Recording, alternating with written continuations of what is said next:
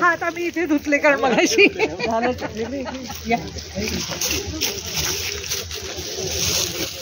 खरे सर या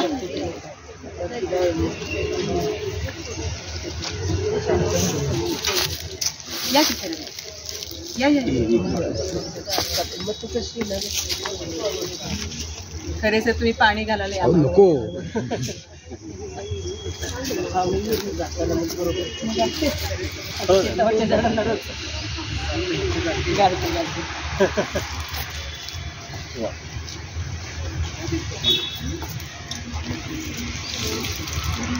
या कॅनलमध्ये घसरत जाऊन बाजूला भरून पाणी घातलेलं इकडं पाणी वाहताना पाहिलं तिथे. पूर्वी कचरा डम्पिंग ग्राउंड होतं. त्या कचरा ढिगांच्या आडून शौचाला जाण्याच्या आसपासच्या झोपडपट्ट्यांची सोय होती आणि नाकावरती रुमाल घेऊन इथून जावं लागत होतं. अशी अवस्था होती.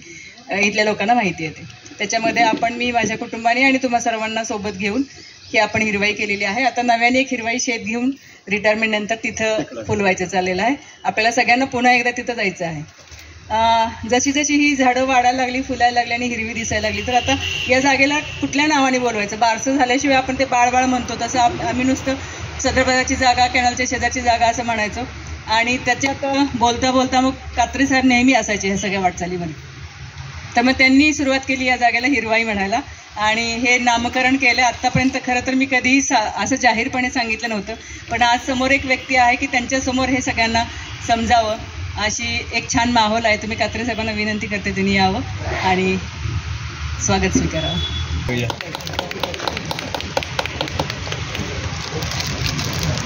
त्याच्याबरोबर एक उन्हाळ्याचे दिवस येतात, छान कॉटनची ओढणी आहे.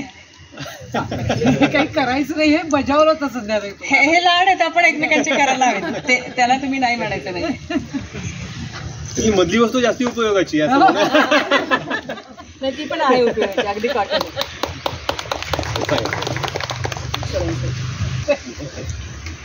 Thank you sir. हिरवाईमध्ये नेहमी पडेल ते काम करायला धावत पण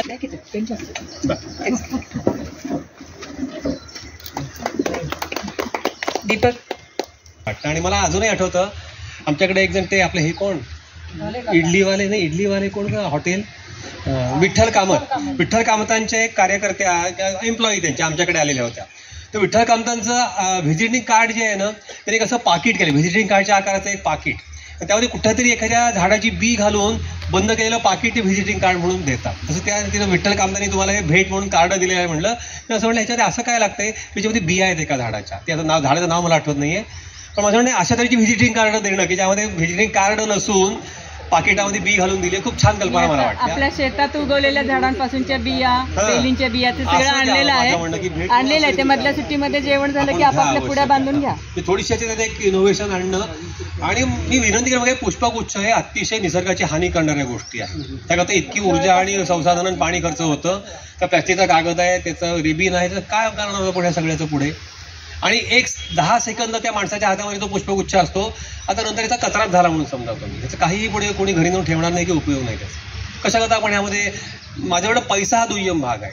संसाधन आणि ऊर्जा किती खर्च करायची या सगळ्यामध्ये हा विचार आपल्याला खूप काळजीपूर्वक करायला हवा आणि अशा गोष्टी टाळायला हव्या. आपण विषयाकडे येऊया आता. आपण हे आता पुढच्या संपूर्ण जवळजवळ 1.25 ते 1.5 तासामध्ये आपण फार मोठा विषय, खूप खोलामध्ये आपण जाऊन ह्या आजच्या विकास संकल्पनेचा विचार करणार आहोत. मग आपण हे जे आपण मगाशी सगळं पाहिलं, मानवनिर्मित रचना ही सगळी चाललेली आहे कशाच्या नावाखाली, तर विकासाच्या नावाखाली. हे सगळं आपण काय म्हणतो, विकास. मूलतः विकास ही खूप अशी व्यापक संकल्पना आहे, जीवनाच्या सगळ्या अंगांना स्पर्श करणारी आहे. तो शारीरिक विकास असू शकतो, मानसिक असू शकतो, बौद्धिक असू शकतो, सामाजिक असू शकतो. निसर्गाचाही काही विकासाची एक पॅटर्न आहे, काहीतरी अनेक प्रकारचे विकास आहेत.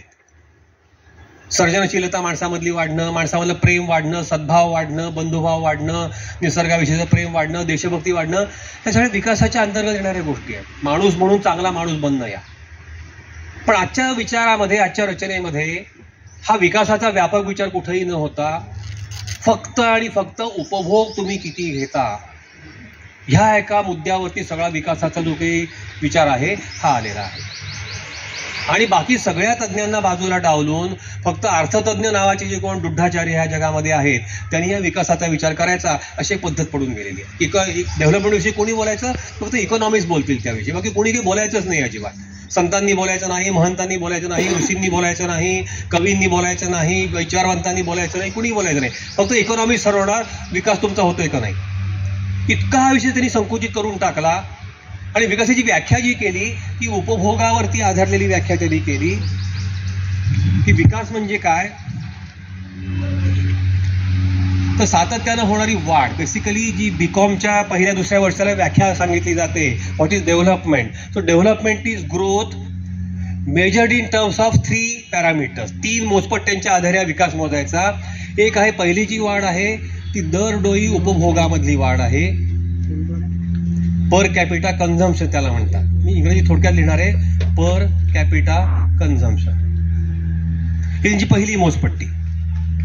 दरडोई उपभोग, माझा पाण्याचा उपभोग वाढत गेला पाहिजे, अन्नाचा उपभोग वाढत गेला पाहिजे, कपड्यांची संख्या वाढत गेली पाहिजे, मोटारींची संख्या वाढत गेली पाहिजे, मोबाईलच्या हँडसेटची संख्या वाढत गेली पाहिजे, रस्त्यांची लांबी वाढत गेली पाहिजे. जे म्हणून आपण उपभोग सगळे घेतो हे सातत्यानं दरडोई उपभोग वाढणं ह्याला म्हणायचं उपभोगामधली वाढ झाली याला म्हणायचं विकास. त्याच्यामध्ये माणसं विकसित होतात म्हणजे काय, सातत्यानं वाढत्या प्रमाणात ती उपभोग घेत आहेत. एकीकडे उपभोग वाढत असताना दुसरीकडे दरडोई उत्पादन वाढावं लागतं. उत्पादन झालं तर मी उपभोग घेणार ना. त्या पर कॅपिटा प्रोडक्शन ही दुसरी त्यांची मोजपट्टी तयार झाली. मला अन्न जास्ती खायचं आहे, शेतात जास्ती पिकावं लागेल. मला कपडे जास्ती वापरायचे आहेत, कारखान्यात कापड जास्ती तयार व्हावं लागेल. मला मोटारी जास्ती वापरायच्या आहेत, मोटारींचं उत्पादन वाढावं लागेल. तो उपभोग वाढण्याकरता उत्पादन वाढावं लागतं. जेव्हा उत्पादन सगळ्या गोष्टीचं वाढतं त्याला दरडोई आपण लोकसंख्येनं भागलं आपल्याला दरडोई उत्पादन नावाचा एक आकडा मिळतो. तो सातत्यानं वाढता राहायला पाहिजे. सगळ्या म्हणजे शेतीमधला, उद्योगामधला, सेवा क्षेत्रामधलं सगळं उत्पादन जे आहे ते वाढत राहायला पाहिजे. हे झाले 2 व्यक्तीचा विकास मोजण्याच्या मोजपट्ट्या. दरडोई उपभोग वाढणं आणि दरडोई उत्पादन वाढणं हे व्यक्तीचा विकास होतो आहे का नाही हे मोजण्याच्या 2 मोजपट्ट्या. आणि जेव्हा देशामधलं सगळं उत्पादन वाढतं त्याला आपण म्हणतो दरडोई GDP. त्याला एकूण राष्ट्रीय उत्पन्न म्हणतात, पण त्यापेक्षा GDP हा शब्द अधिक परिचयाचा आहे. हा दरडोई GDP वाढत राहणं हा झाला राष्ट्राचा विकास.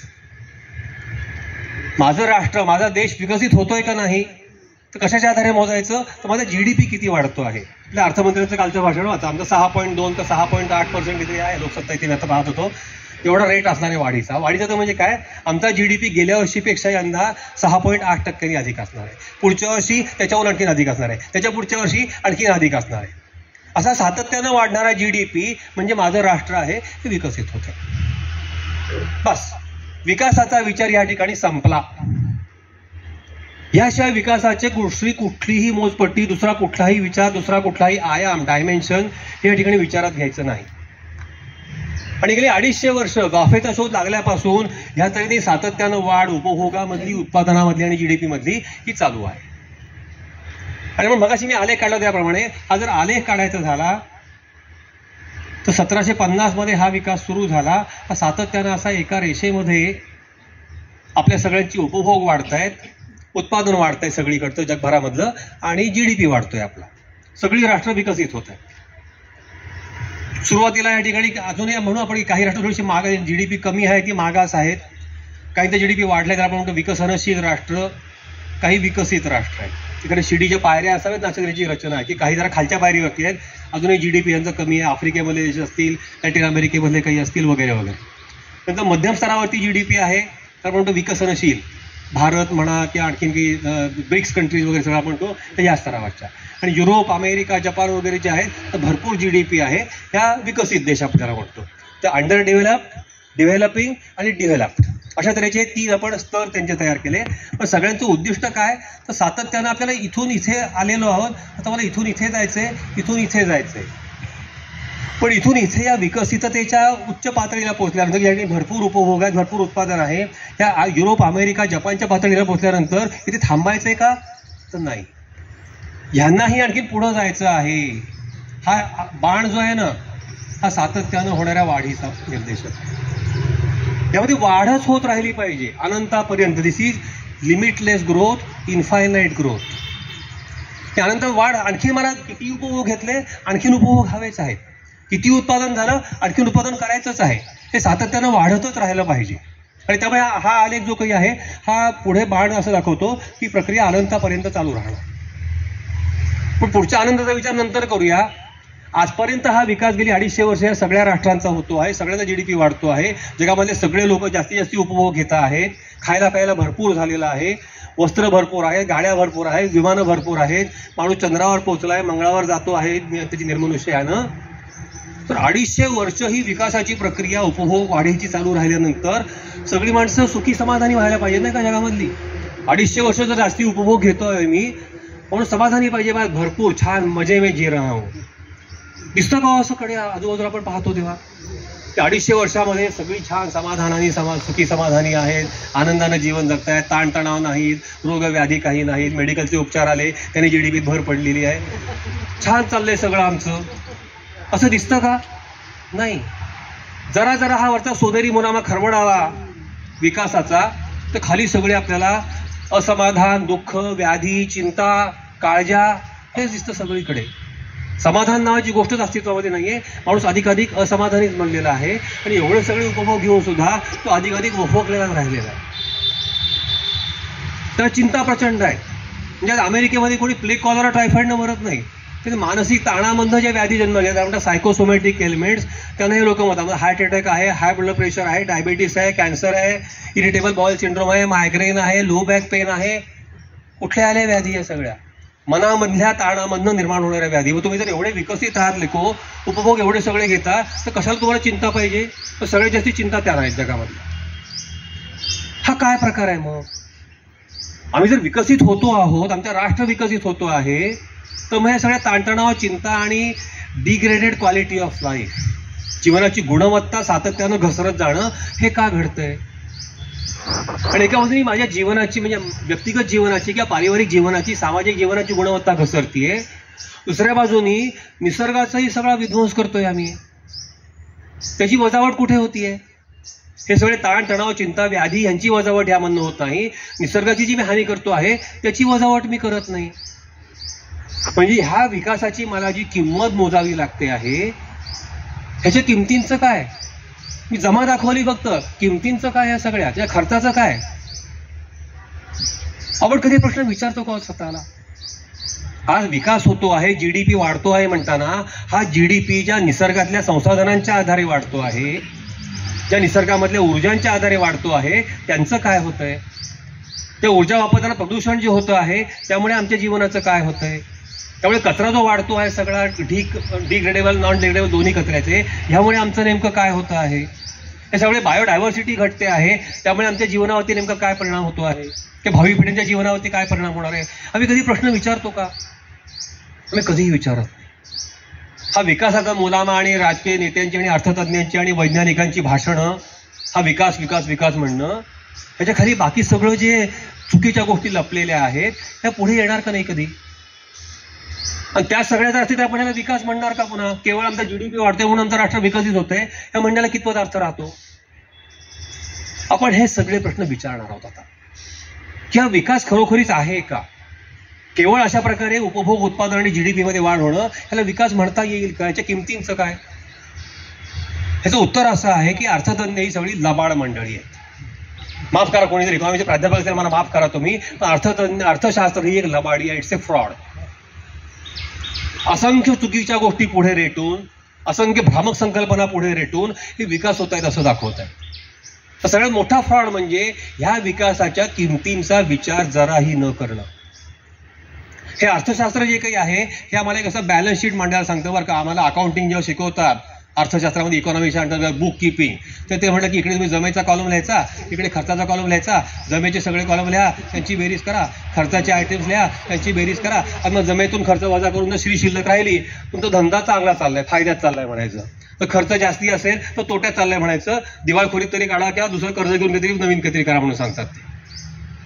जे इकॉनॉमिक्स नावाचं तथाकथित शास्त्र आम्हाला हा बुक किपिंग मध्ये बॅलन्स शीट मांडायला सांगतं, हे विकासाचा बॅलन्स शीट म्हणतं का? तर गमतीची विकासाचा बॅलन्स शीट मांडतच नाही, कारण त्यांच्या ह्या संपूर्ण ह्याला हा खर्चाचा कॉलमच नाही. खर्च सगळे त्यांनी त्याला म्हणतात ऑफिशियली चालतो हा प्रकार, त्याला म्हणतात एक्सटर्नलायझेशन ऑफ कॉस्ट.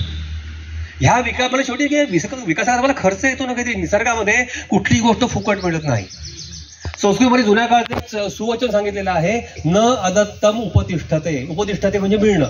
न अदत्तम, दिल्याशिवाय मला मिळत नाही, साधं मराठीमधलं वाक्य आपलं. मला जर एवढं सगळं उपभोग माझे वाढवून मिळाले, उत्पादन शेतीमधलं वाढलं, उद्योगामधलं वाढलं, सेवा क्षेत्रामधलं वाढलं, म्हणजे मला किंमत काय मोजावी लागली, कारण दिल्याशिवाय मला मिळत नाहीये. मला द्यावं काय लागलं. हा देण्याचा विचार करायचा नाही. हे सगळे खर्च जे आहेत हा म्हणतात ऑफिशियली एक्सटर्नलायझेशन ऑफ कॉस्ट. सगळ्या खर्चांचं बहिष्टीकरण करणं. बुक किपिंग मध्ये कुठेही घ्यायची नाहीये. खर्च होत आहे ते जरा मान्य आहे, ती हिशोबात धरायचे नाही, ते निसर्गामध्ये टाकून दिले. मी पेट्रोल वापरलं त्यामुळे पेट्रोल संपलं, संपणाऱ्या पेट्रोलची किंमत मी कुठे वजा करायची, ती कुठेही वजा करायची नाही. निसर्गातलं संपलं ना, संपू दे. आणि ते पेट्रोल जवळून प्रदूषण झालं, मी हवेत कार्बन डायऑक्साईड सोडला, हा लेको शुद्ध कोण करणार, ते निसर्ग पाहून घेईल. ती किंमत आमच्या हिशोबाच्या पत्रकात नाही, बॅलन्स शीटमध्ये नाही. तर संसाधनं संपण्याचा खर्च इथे वजा करायचा नाही, तो एक्सटर्नलाइज निसर्गावरती करायचा.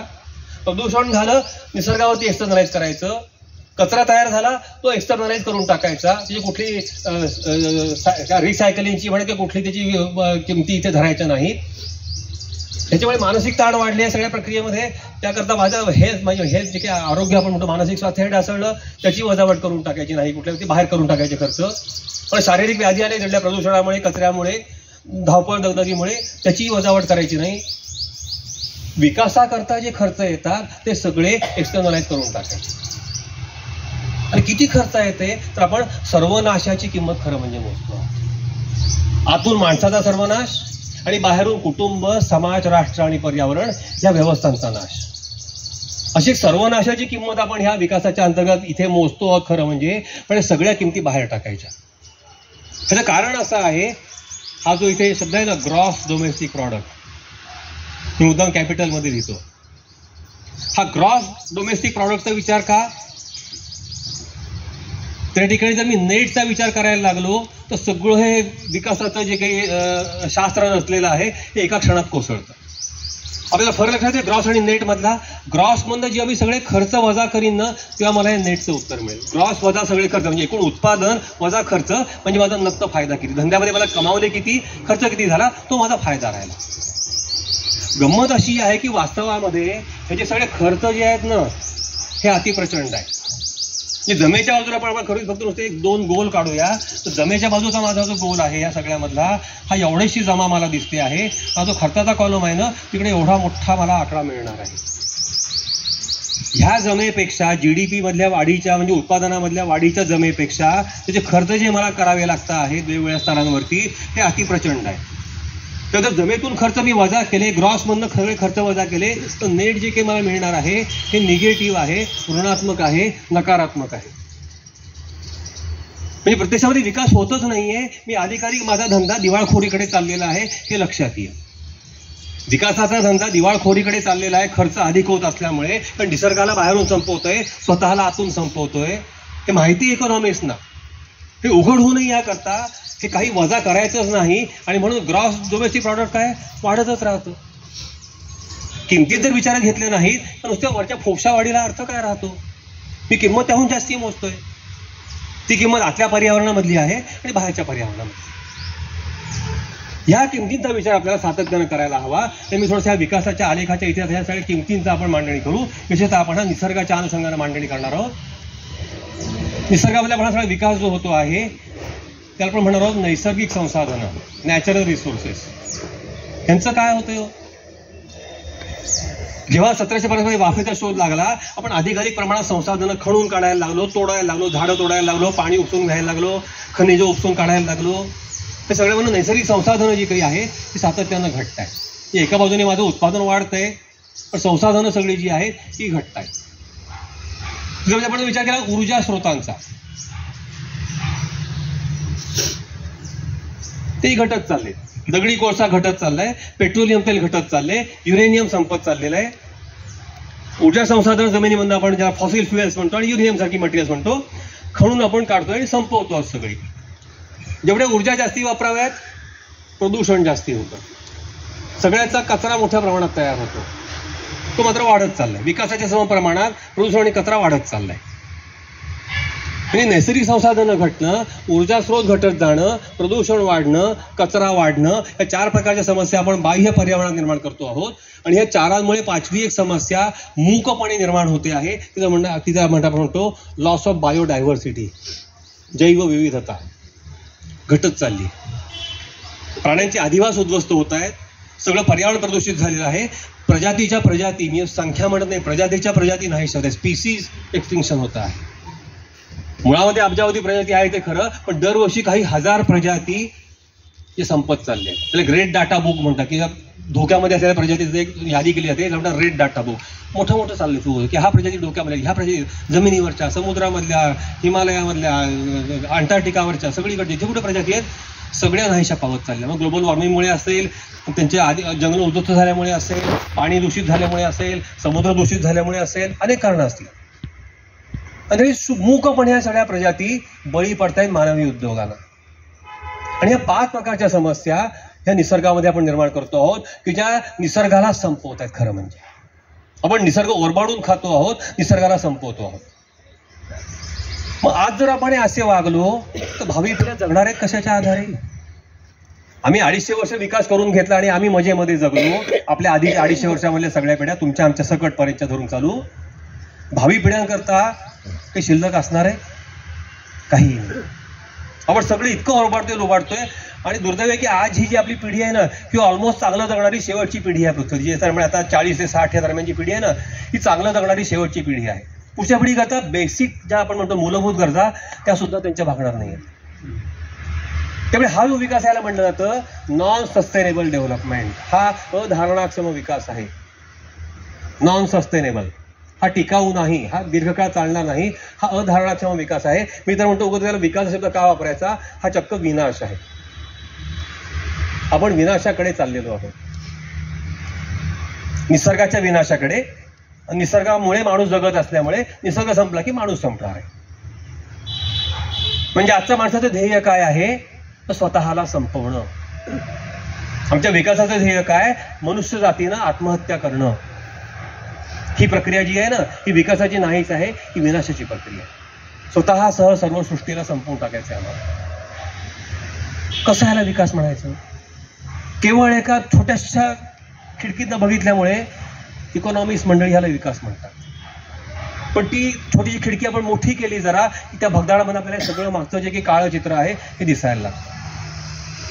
की सगळ्या प्रकारे निसर्गावरती आक्रमण, निसर्गाला संपवणं आणि ह्या सगळ्या किमती ज्या काही आहेत त्या बहिस्त करणं, बाहेर फेकून देणं. पुढची गमत अशी आहे, एका बंद व्यवस्थेमध्ये, पर्यावरण नावाच्या एका बंदिस्त व्यवस्थेमध्ये, क्लोज सिस्टीम मध्ये आपण असं एक्सटर्नलाइज काही करू शकतो का? हे कुठं जातं सगळं? मी हवेत कार्बन डायऑक्साईड सोडला, हा पृथ्वी सोडून चंद्राकडे निघून गेला का? नाही जात. ते बंद पर्यावरण आहे. तिथे सगळे फक्त इथं ऊर्जा बाहेरून येते आणि ऊर्जा बाहेर जाते. कुठलाही मटेरियल सबस्टन्स जो काही आहे, जड पदार्थ जो काही आहे, हा येऊही शकत नाही. फक्त एखादा उल्कापात झाला तर काहीतरी त्या ठिकाणी जड पदार्थ येईल, इथं बाहेर जाऊ शकत नाही. हा इथेच राहतो. प्रदूषण जातं कुठे? मग कार्बन डायऑक्साईड जातो कुठे? सल्फर डायऑक्साईड जातो कुठे? पाण्यामधले विषारी पदार्थ जातात कुठे? हे सगळे पदार्थ कुठेही जात नाहीत. हे आपल्याला केव्हा ना केव्हा तरी इंटरनलाइज करावे लागतात. We cannot externalise anything in practice. आर्थिक मानव की इकॉनॉमिक मॅन म्हणून मी सगळं एक्सटर्नलाइज केलेलं आहे. हे फिजिकल मॅन म्हणून मला शारीरिक स्तरावरती इंटरनलाइज करावंच लागतं. मी बाहेर टाकलं प्रदूषण, खर्चामधनं बाहेर टाकलं, पण नाकामधनं तेच आत घ्यावं लागणार आहे. तुम्हाला नेसल ॲलर्जीच्या रूपाने किंवा मोजावी लागते, ब्रॉन्कायटिसच्या रूपाने मोजावी लागते, अस्थमाच्या रूपाने मोजावी लागते. ती पाणी विषारी जेव्हा बनवतो ते विषारी पाणी मी पित असतो, तुम्हाला आल्सर होतात, हगवण होते, आतड्याला भुकं पडतात, कोलायटिस होतो, काय व्हायचं ते होतं. मी अन्न विषारी बनवलं, ते विषारी अन्नच मी खात असतो, त्यांना पुन्हा व्याधी जडतात. आता शरीर विषारी बनतं, कॅन्सर सकट सगळं वाढतं शरीरामधलं. मी दूध या विषारी पितो, त्याचे दुष्परिणाम होतात. I cannot externalise anything. ते इकॉनॉमिक मॅननं जे बाहेर टाकलं ते फिजिकल मॅन म्हणून मला इंटरनलाइज करावं लागतं. हे सगळे उपभोग जास्ती घेण्याकरता मला जास्ती पैसे कमवावे लागतात. धावपळ, दगदग, ताणतणाव जीवनामध्ये वाढतो. मग त्या ज्या सगळ्या समस्या आहेत बाहेर टाकलेल्या, त्या मानसिक स्तरावरती मला चिंता, ताणतणाव, काळजी, स्ट्रेस आणि स्ट्रेस इंड्युस्ड एलिमेंट्स, ताणजन्य व्याधी सगळे जे आहेत त्यांच्या रूपानं मला ते सगळं इंटरनलाइज पुन्हा करावं लागतं. त्यातनं सुटका मला नाही. तर जेवढा समाज अधिक विकसित आपण म्हणतो त्या ठिकाणचं मानसिक व्याधींचं प्रमाण जास्ती, सरळ समीकरण. मग सांगा अमेरिकेत प्लेग कॉलरा टायफॉइडनं कोणी मरत नाही. Killer number 1 heart attack, killer number 2 hypertension, killer number 3 diabetes. कुठले सगळे व्याधी आहेत? मनावरच्या ताणामुळे वाढणारे व्याधी. अमेरिकन लोक उपभोगवादी जीवन जगत असताना हे सगळं इंटरनलाइज करतातच आहेत, आजच करतायत. ह्याची आणखीन एक म्हणजे कुटुंबाच्या स्तरावरती काही किमती इंटरनलाइज कराव्या लागणार. ह्या सगळ्या ऊर्जा तंत्रज्ञानाधारित व्यवस्थेचा एक भाग म्हणजे कुटुंब भंगत जाणं. पुढे शेतामध्ये ज्या एकत्र कुटुंब सगळं काम करायचं, उद्योगाला कुटुंब नको होती, एक एक माणूस हवा होता. ते पहिल्यांदा पुरुष खेड्यामधून उपटले गेले आणि शहरातल्या कारखान्यामध्ये काम करायला ताणले झाले. कुटुंबाच्या विभाजनाची प्रक्रिया सुरू झाली की ती बाई, तिची मुलं आणि तिचे सासू सासरे ही खेड्यामध्ये शेतावरती असतील, नवरा शहरामध्ये आला. मग बायकांनी समान संधी मिळाली पाहिजे आणि गरज निर्माण झाली. मग बायका आणि मुलं शहरामध्ये आली. एक न्यूक्लिअर फॅमिली नावाची व्यवस्था शहरात तयार झाली. म्हातारी माणसं खेड्यामध्ये, शहरामध्ये तरुण माणसं त्यांची मुलं. पुढचं तंत्रज्ञानामध्ये आता असं झालेलं आहे की ह्या व्यवस्थेमध्ये बायको आणि नवरा दोघंही काम करू शकतात, पण ते एकाच जागी राहू शकतील असं नाही आहे. नवरा अमेरिकेत असतो, बायको ऑस्ट्रेलियामध्ये असते. नवरा दिल्लीमध्ये असतो, बायको मुंबईमध्ये असते. नवरा बंगलोरमध्ये असतो, बायको अहमदाबादमध्ये असते. त्याला म्हणायचं कुटुंब. या कुटुंबात मुलं कशी जन्माला येणार आणि मुलं हवीत कुणाला, तर मुलं नकोतच. पण कुटुंबाचं कसं झालं त्याला म्हणतात डिंक फॅमिली. ऐकलं dink family, double income no kids. दोघांनी भरपूर कमवायचं, मुलं नकोतच. मग लिव्ह इन आलं, कॉन्ट्रॅक्ट मॅरेज आलं. कुटुंब कशी भंगत चालली बा, तंत्रज्ञानाच्या बदलाबरोबर कुटुंब कशी भंगत चालली, त्याच्यासाठी दुष्परिणाम आपण लक्षात घेतो का? पैसा भरपूर मिळतो, IT मधल्या लोकांना भरपूर पैसा मिळतो, पण कौटुंबिक जीवन नाही, कौटुंबिक स्वास्थ्य नाही. आणि माणूस हा मुळामध्ये कौटुंबिक जीवन जगणारा प्राणी असल्यामुळे, समूह जगणारा प्राणी असल्यामुळे असं इन आयसोलेशन जगणं हे माणसाला पुन्हा स्ट्रेस वाढवतं. त्याच्यामुळे किमती माणसाला म्हणजे IT मध्ये सगळ्यात जास्ती जर आजारी गट कुठला असेल भारतामधला किंवा जगामधला, तर तो IT मध्ये काम करणाऱ्यांचा. सगळ्यात जास्ती रोगट गट कोणता असेल तर हीच परिस्थिती आहे. ही किंमत आपण कुटुंबाच्या स्तरावरती मोजतो. मग मुलं नको ठीक म्हणे अधिक चांगलं, मुलांना त्या वाईट तरी बघावं लागत नाही. मुलं जन्माला जी आली त्यांचं काय होतं नेमकं, त्यांना आई वडील भेटत नाहीत. मुळात पती पत्नी एकमेकाला भेटत नाहीत आणि मग आई वडील भेटत नाही, मुलांची तक्रार. म्हणजे गंमत बघा की पूर्वी आपण एकत्र कुटुंब म्हणायचो, 3 किंवा 4 पिढ्या जिथे एकत्र राहायच्या त्याला आपण एकत्र कुटुंब म्हणायचो. आता कशाला म्हणतात एकत्र कुटुंब माहिती आहे तुम्हाला? त्यासाठी की जिथे पती आणि पत्नी एकत्र राहतात ते एकत्र कुटुंब. पण नवरा बायकोच एकत्र राहत नाही. आणि मुलांचं काय, खरोखरीच वाईट स्थिती. मला एक नेहमी हे विषय डोक्यात माझ्या मनामध्ये ते कोण आपले संदीप खरे, त्यांचे गीत असं गुणगुणायला लागतो. मी आतमध्ये तसा क्लिक मेंदू सांगतो की अरे ते गीत सांग बरं का इथे. दूरदेशी गेला बाबा, गेली कामावर आई, निज दाटली डोळ्यात पण घरी कोणी नाही. आपण गेलो कधी मुलाच्या भूमिकेत गेलो, डोळ्यावर झोप आलेली आहे, रात्र झालेली आहे, आजी आजोबा वृद्धाश्रमात असतील बहुधा त्या मुलाचे, बाबा गेलाय परदेशामध्ये निघून नोकरी करता, आई आणि तो एकत्र राहतोय. आई कामावर गेलेली आहे, त्याला थोपटून झोपेल, कुठेतरी कुशीमध्ये घेईल, कुरवाळेल, नाही स्थिती. निज दाटली डोळ्यात परी घरी कोणी नाही. अशी मुलं मग गुन्हेगार बनतात, आक्रमक बनतात, हिंसाचारी बनतात. मग जुव्हेनाईल क्राईम नावाची समस्या सामाजिक स्तरावरती निर्माण होते. जरा मोठे झाले, युथ अनरेस्ट, युथ क्राईम या समस्या वाढायला लागतात. अशा म्हणजे खून खराबा, दंगादोपा, चोऱ्या, बलात्कार, हिंसाचार हे वाढायला लागतं. सगळ्या सोशल पॅथॉलॉजीज विकासातून निर्माण होतात. कशामधनं? विकासामधनं. उपभोग अतिरेकी, अर्थार्जन अतिरेकी, संग्रह अतिरेकी.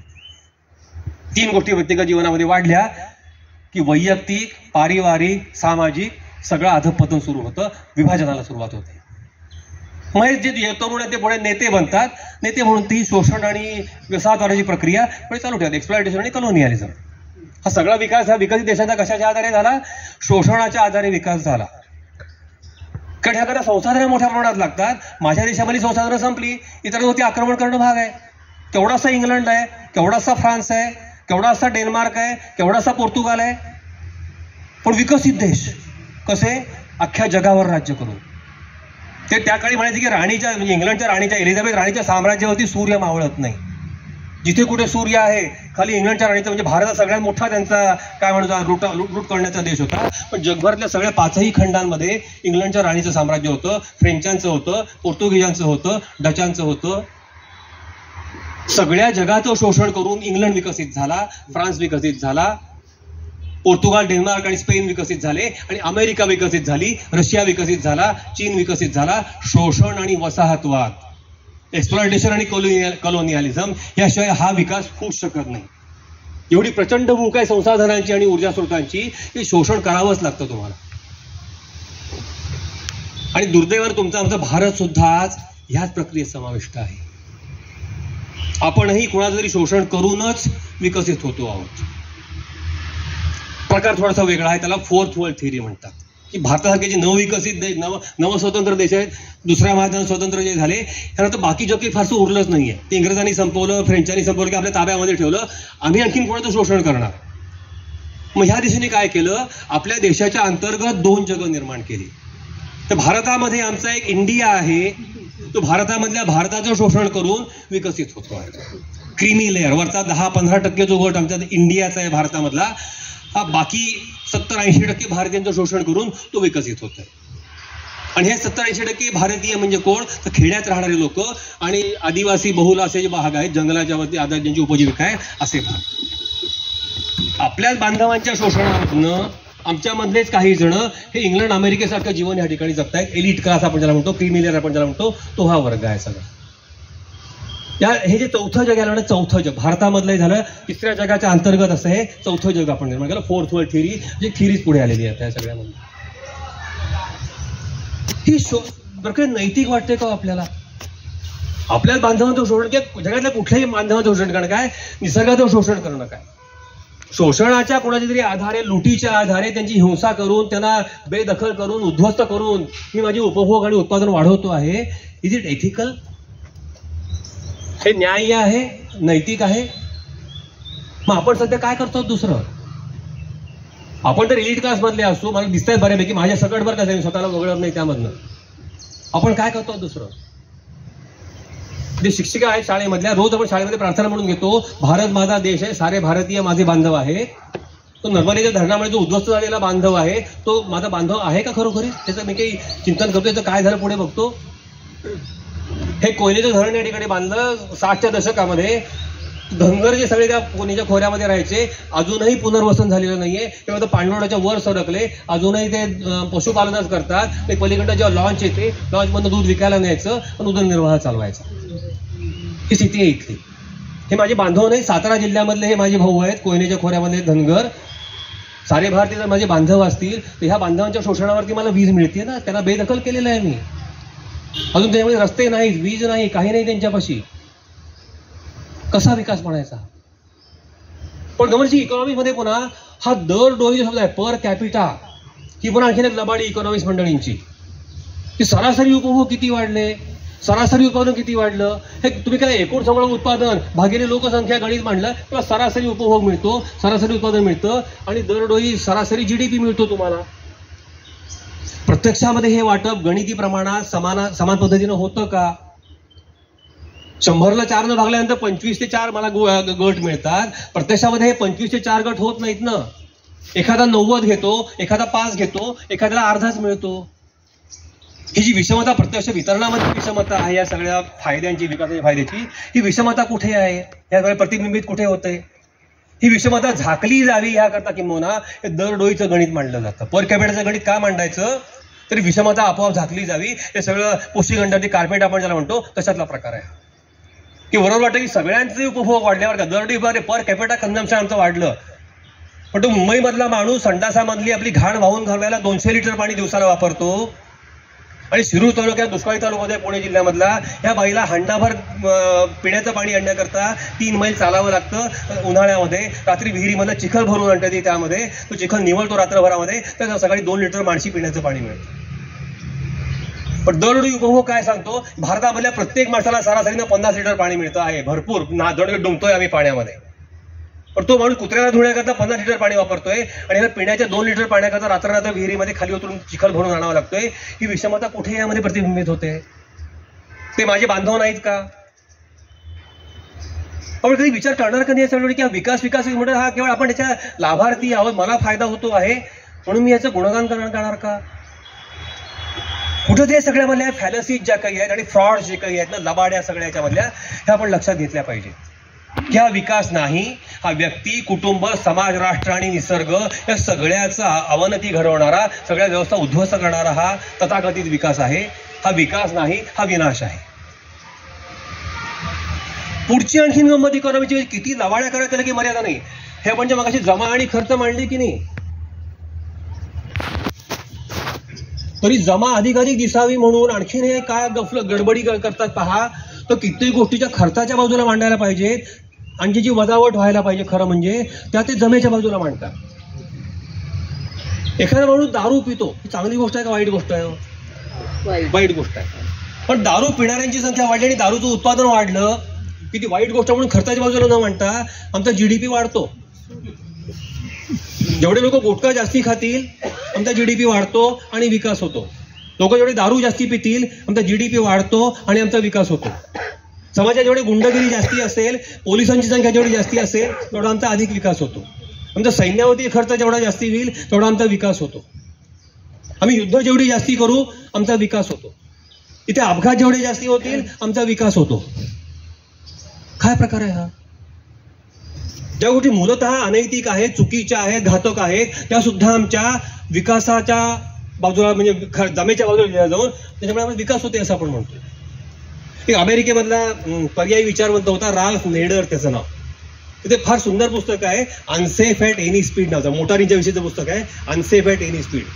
तर ते फार सुंदर मार्मिक वाक्य लिहितो. तो म्हणतो, every time there is an automobile accident the GDP shoots up. जेव्हा केव्हा कुठे मोटारीला अपघात होतो अमेरिकेमध्ये किंवा जगात कुठेही, त्याचा GDP थोडासा वर जातो. पण त्या अपघातामुळे देशाच्या अर्थव्यवस्थेला खूप मोठी चालना मिळते. हा कशी गंमत आहे बघितलं. अपघात झाल्यानंतर काय होतं, ते टोईंग करणाऱ्याला काम मिळतं, त्या GDP मध्ये त्या उत्पन्नाची भर पडली. मग ती गाडी दुरुस्त करणाऱ्या मेकॅनिकला पैसे मिळतात म्हणून GDP मध्ये भर पडली. ती गाडी फारच खराब झाली मग भंगारात काढली तर भंगारवाल्याला पैसे मिळाले म्हणून GDPत भर पडली. मग एक गाडी भंगारात गेली म्हणून नवीन एक गाडी तयार झाली म्हणून कारखाना डेट्रॉइट मधले वाढले म्हणून GDPत भर पडली. हे सगळे झाले जे अपघाताशी निगडीत प्रश्न. मग त्या अपघातात म्हणजे की पोलीस आले, न्यायालय आली, वकील आले, सगळ्यांचं उत्पन्न वाढलं म्हणून GDPत भर पडली. मग एक अंग त्याचं आरोग्याचं आहे की तो जखमी झाल्यावर त्याला हॉस्पिटल, डॉक्टर, नर्स, नळ्या, सळ्या, कोबड्या, औषधोपचार, GDPत भर पडली. तर जेव्हा केव्हा कुठे मोटारीला अपघात होतो आमचा विकास होतो. तर GDP वाढला आमचा. GDP कसा वाढतोय बघायचंच नाही. GDP किंवा ते हिंदीवाल्या सिरियल असतात ना, केवाल्या क्यों की कैसे वगैरे सगळे हिंदीवाले सिरियल असतात. तशा क्यों की कैसे भी GDP बढ़ाना है ही सिरियल आमच्याकडे गेली 250 वर्ष चालू आहे या जगामध्ये. वाटेल ते करा आणि GDP वाढवा. आणि या प्रकारे GDP सगळे आपण वाढवतो आहोत आणि आपला अधिकाधिक विकास करून घेतो आहोत. म्हणजेच काय, अधिकाधिक आपण बुडत्याचा पाय खोलात सारखा जातोय, विनाशाकडे चाललेलो आहोत आपण. तर हा विकास नाही हे आपण खुंटाळपणाची पूर्णपणे भागायची बाकी. हा विकास नाही चालू आहे, हा विनाश चालू आहे. जरी आपण त्याचे लाभार्थी काही प्रमाणात असलो याचा उपभोग घेणारे या स्वरूपामध्ये, तरी का मर्यादेबाहेरचे उपभोग हे आपल्यालाही यातून मानवत नाहीयेत, पेलवत नाहीयेत. ते समाजामध्ये विषमता निर्माण करत आहेत आणि कुणाचं ना कुणाचं तरी शोषण करून आपण जगतो आहोत. ते माणसाचं असेल, पशुपक्ष्यांचं असेल, वनस्पतींचं असेल, दुसऱ्या राष्ट्राचं असेल, कोणाचंही असेल. पण आपणही कुठं ना कुठेतरी एका मर्यादेपेक्षा जेव्हा अधिक उपभोग घेतो, मर्यादेपेक्षा अधिक पैसा कमावतो, मर्यादेपेक्षा अधिक संग्रह करतो, तेव्हा आपणही शोषकांच्या गटामध्ये समाविष्ट असतो. आपण समस्येच्या बाजूला असतो. हे आपण काय लक्षात ठेवायचं. आणि प्रयत्न आपला हवा की I want to be on the side of the solution and not on the problem. मला समस्येचा भाग नाही बनायचे, ते अनैतिक आहे समस्येचा भाग बनणं. मला त्याची समाधान कसे, सोडवणूक कशी होईल ह्या तऱ्हेनं प्रयत्न करायचे. मला खऱ्याखुऱ्या विकासाकडे जायचं. एका मर्यादेपर्यंत उपभोग वाढणं हा विकास म्हणता येईल बरं का, मी अमान्य करत नाही. जो अगदी सब ह्युमन लेवलला जगतो आहे, त्याला 2 वेळेला खायलाही मिळत नाही आहे, ज्यामध्ये पुरेसे कपडे नाही आहेत, प्यायला पाणी मिळत नाही आहे, अर्धपोटी उपाशी राहते, दिवसाला 2400 कॅलरीज त्याला मिळत नाही आहेत, अशाचे उपभोग वाढले. त्याला 2 का होईना चांगले कपडे मिळाले, त्याला प्यायला किंवा वापरायला दिवसाभरात किमान 50 लिटर पाणी मिळालं, त्याला शुद्ध हवा मिळाली, त्याला एक घर मिळालं छोटंसं, पुरेसं अन्न मिळायला लागलं, तर तो उपभोगामधली वाढ ती जी काही आहे ह्याला विकास म्हणता येईल. पण त्या मर्यादेपर्यंत, त्या मर्यादेबाहेर उपभोग पुन्हा आणखीन वाढवत नेणं, सातत्यानं उपभोगामधली वाढ ही विकास नसतो, तो विनाश असतो, आतला आणि बाहेरचा. आणि ह्या सगळ्यामध्ये मानवी जीवनाच्या इतर आयामांचा, आपण इतके भौतिकामध्ये गुंतलेलो आहोत, फिजिकल गोष्टीमध्ये गुंतलेलो आहोत, what about non physical aspects of your life? माझ्या मानसिक विकासाचं काय, माझ्या बौद्धिक विकासाचं काय, माझ्या आध्यात्मिक विकासाचं काय? माणूस म्हणजे फक्त काही उपभोग घेणारं यंत्र आहे का? शरीर नावाचं एक यंत्र म्हणजे माणूस आहे का? नाही. माझ्या भावनांच्या विकासाचं काय, माझ्या जाणीवांच्या विकासाचं काय? कुठंही या कशाचाही विचार यामध्ये होत नाही. फक्त उपभोग, फक्त भौतिक गोष्टी त्यामध्ये, फिजिकल गोष्टी फक्त यामध्ये. नॉन फिजिकल मेटाफिजिकल ज्या काही मॅटर्स आहेत विचारच या ठिकाणी होत नाही. ते ही संकल्पना एक बाजूने भ्रामक आहे, खोटी आहे, घातक आहे, ती अपुरी पण आहे तेवढीच. विकासाचा समग्र विचार यामध्ये नाही आहे. आपण तो करायला पाहिजे. हा विकास नाही हे लक्षात घ्यायचं आणि विकासाचा समग्र विचार करायचा. हा विचार आपण पुढच्या भागात करणार आहोत. त्यापूर्वी ह्या विषयाचे गीत लिहिलेलं आहे ते आपण म्हणूया. थोडंसं आपल्याला जागृती येईल आणि एक रिव्हिजन होईल. ते गीत आपण म्हणू, 2-3 कडवी आहेत ती, आणि मग पुढच्या विचाराकडे आपण जाऊ.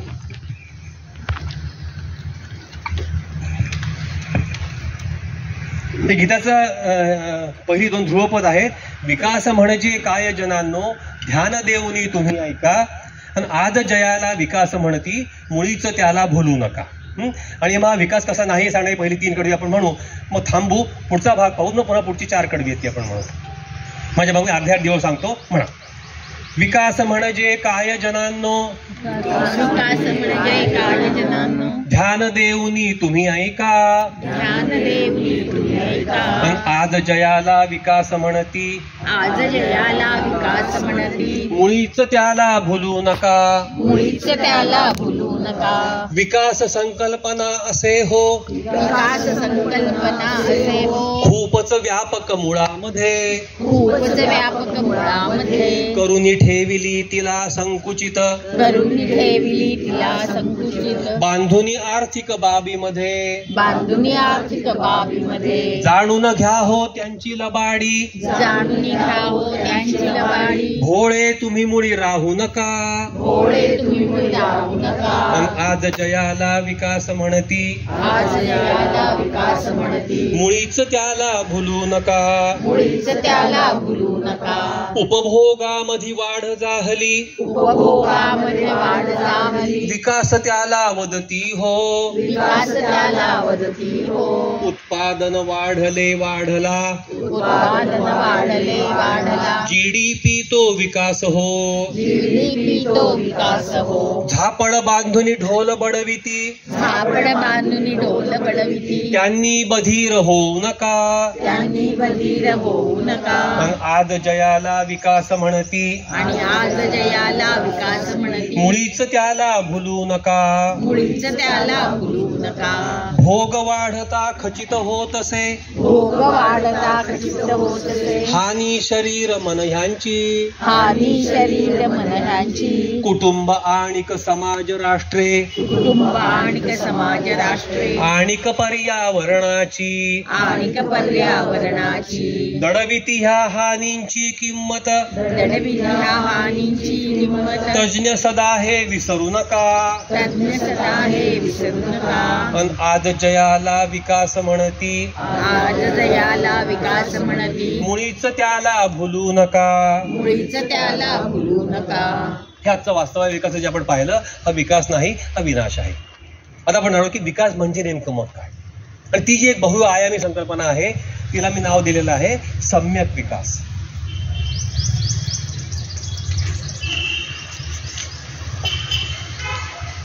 विकासाचे एकूण 2 मूळ भाग आहेत. एक आहे आंतरिक विकास, दुसरा आहे बाह्य विकास.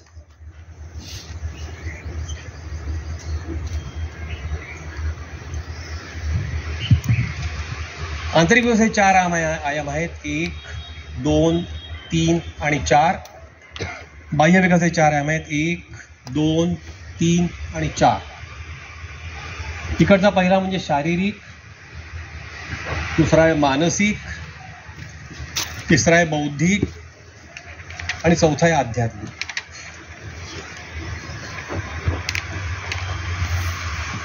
बाह्य विकासाचे 4 अंग आहेत, कुटुंबांचा विकास, समाजाचा विकास, राष्ट्रांचा विकास आणि निसर्गाचा विकास.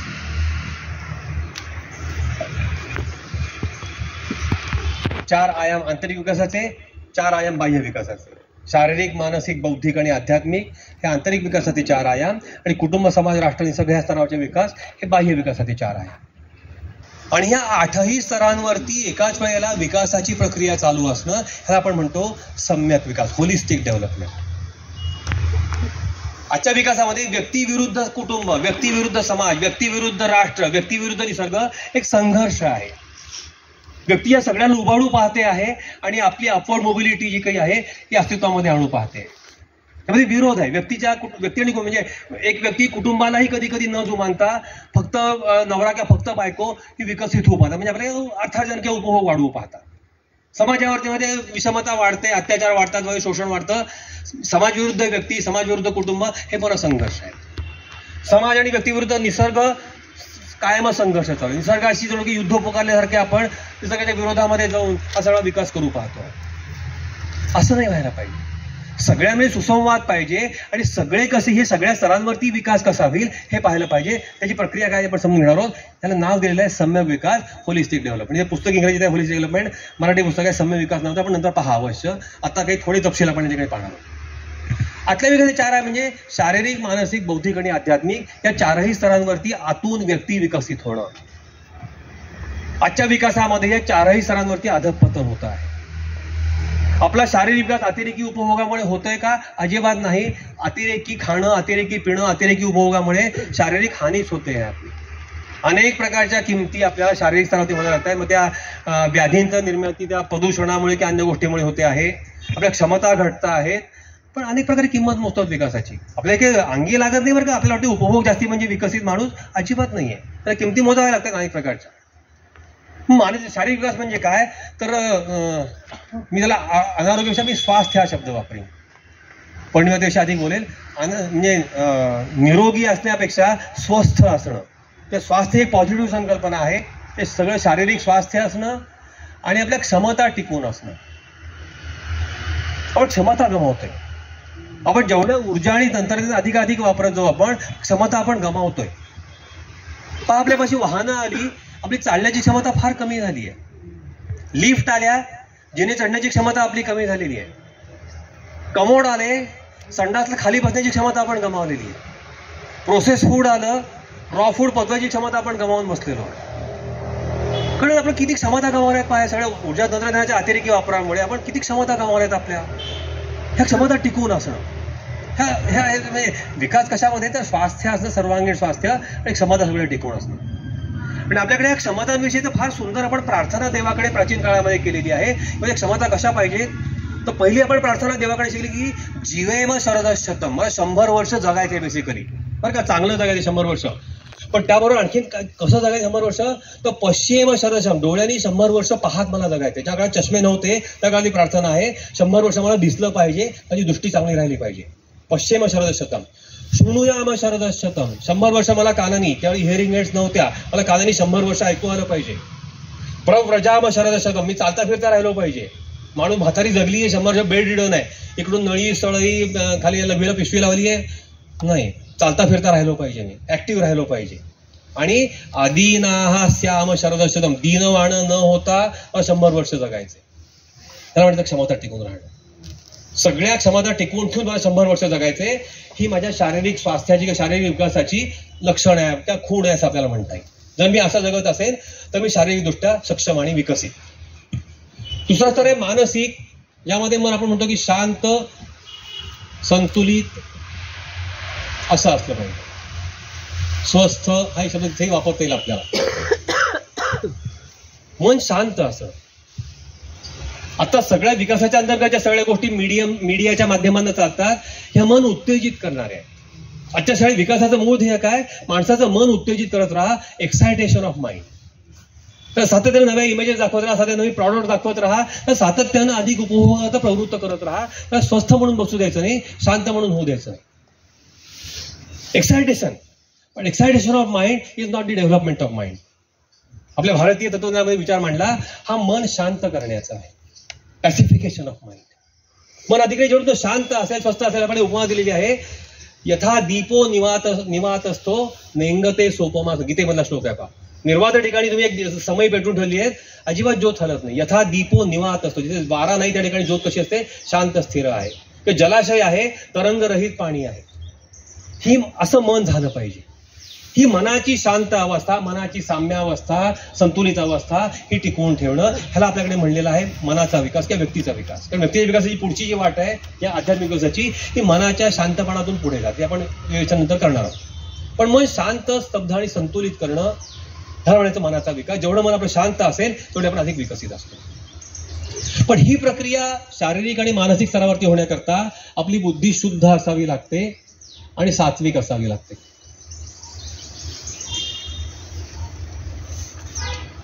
प्युअर इंटेलेक्ट, मन शुद्ध, मन सात्विक, विचार माझे सगळे शुद्ध असणं. गीतेमध्ये 3 प्रकारच्या बुद्धी कृष्णानं सांगितलेल्या आहेत. सात्विक बुद्धी, राजस बुद्धी आणि तामस बुद्धी. ते जे त्यांना हजारो वर्षापूर्वी तामस बुद्धीचं लक्षण सांगितलेलं आहे, आजच्या आपल्या बुद्धीला पुरेपूर 100% लागू पडतं. अधर्मम धर्ममितिया मन्यते तमसावृता सर्वार्थान विपरीतांश बुद्धिस्सा पार्थ तामसी. हे पार्था, ती बुद्धी तामस आहे यासाठी ओळख का ते 3 गोष्टी सांगितल्या. अधर्मम धर्ममितिया मन्यते, जो अधर्म आहे त्याला जी धर्म मानते. धर्म म्हणजे रिलिजन नव्हे. धर्म याचा अर्थ ज्यामुळे ती व्यवस्था टिकून राहते अशी गोष्ट. धर्म म्हणजे सस्टेनेबिलिटी आजच्या परिभाषेमध्ये. धर्म म्हणजे रिलिजन नाही. धर्म म्हणजे उपासना पद्धती नाही. धर्म शब्दाचं भाषांतर इंग्रजीत होऊ शकत नाही. धर्म याचा अर्थ ती व्यवस्था टिकून राहते. ज्यामुळे शरीर टिकून राहतं, हा शरीर धर्म झाला. त्याचा संबंध मी मुसलमान आहे का, ख्रिश्चन आहे का, हिंदू आहे, बौद्ध आहे याच्याशी नाही. मग शरीराकरता मला आहार नीट हवा, व्यायाम करायला हवा, झोप नीट हवी, हे सगळं ज्या जो माणूस करतो तो शरीर धर्माचं पालन करतो. तो उपासना पद्धती कुठली असो त्याची. लक्षात कशी आपण गल्लत करतो. धर्म म्हणजे उपासना, रिलिजन नव्हे. धर्म म्हणजे शरीराच्या धारणे करायचे करायला लागतं कर्तव्य. त्या कर्तव्याला धर्म असा एक अर्थ आहे त्याचा. ज्यामुळे मन माझं शांत स्वंत संतुलित होईल, हा मनोधर्म झाला. ज्यामुळे कुटुंब चांगलं राहील, हा परिवार धर्म झाला. समाज चांगला राहील, हा समाज धर्म झाला. ज्यामुळे राष्ट्र चांगलं राहील, हा राष्ट्र धर्म झाला. ज्यामुळे पर्यावरण माझ्या आचरणामुळे चांगलं राहील, हा निसर्ग धर्म झाला. हे सगळे धर्म आहेत, ह्याचा माझ्या रिलिजनशी संबंध नाही. इतर रिलिजन हा माझा काही, मी गणपतीची उपासना करीन, देवीची करीन, अल्लाची करीन, नाहीतर येशूची करीन, त्याचा संबंध आहे कशाशी नाही. धर्म याचा अर्थ धारणा होणं, टिकून राहणं. धर्म म्हणजे सस्टेनेबिलिटी. अधर्मम धर्ममितिया म्हणणे, त्याचे नॉन सस्टेनेबल आहे, त्याला सस्टेनेबल जी मानते ती बुद्धी तामसिक, जे आपला हात झालेला आहे. ही सगळी व्यवस्था जोडून की अशी अखंडपणे हा विकास चालू राहणार, उपभोग उत्पादन जीडीपी वाढत राहणार, पण असं मानून चाललेलो आहोत. प्रत्यक्षामध्ये होतोय विनाश, आपण त्याला म्हणतोय विकास. ते पुन्हा आलं पुढे सर्वार्थान विपरीत उलटच दिसतं तिला.